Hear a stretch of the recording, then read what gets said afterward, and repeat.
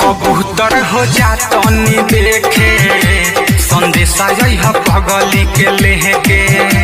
कबूतर हो जातनी देखे संदेशा पगली के लेके। उड़ी आकाश जइह पूर्व के दिशा हमारा काम कदे के। कबूतर हो जातनी देखे संदेशा पगली के लेके। कबूतर हो जातनी देखे संदेशा पगली के लेके।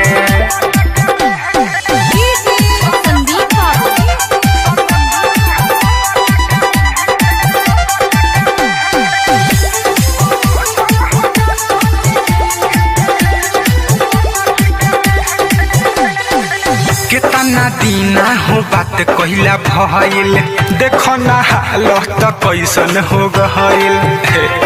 सुना हाँ कितना दीना हो बात कहिला भइल, देखो ना हालत कैसन हो गइल। तोहरे पर विश्वास है बाजमल जेके कही तो चहेते। कबूतर हो जातनी देखे संदेशा पगली के लेके। कबूतर हो जातनी देखे संदेशा पगली के लेके।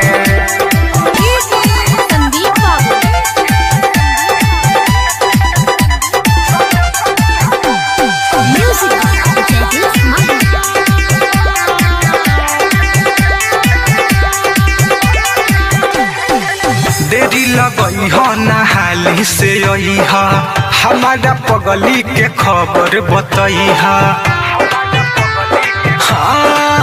हाँ देरी लगई हो नहाली से आई हा हमारा पगली के खबर बताई हा। मिठू मिसाइल बारे सुन पगला हाइल दिल लगा के जेके जेके। कबूतर हो जातनी देखे संदेशा पगली के लेके। कबूतर हो जातनी देखे संदेशा पगली के लेके। उड़ी आकाश जइह पूर्व के दिशा हमारा काम कदे के। कबूतर हो जातनी देखे संदेशा पगली के लेके। कबूतर हो जातनी देखे संदेशा पगली